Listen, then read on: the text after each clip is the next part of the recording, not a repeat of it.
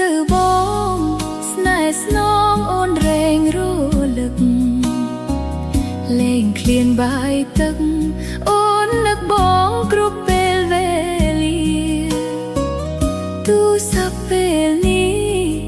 ចង់ដឹងសុខទុក្ខគុំងារយើងនៅសែនឆ្ងាយពីគ្នាបងអើយអូននឹកបងណាស់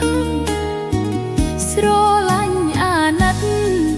គិតបងគ្មានពេលហើយហើយ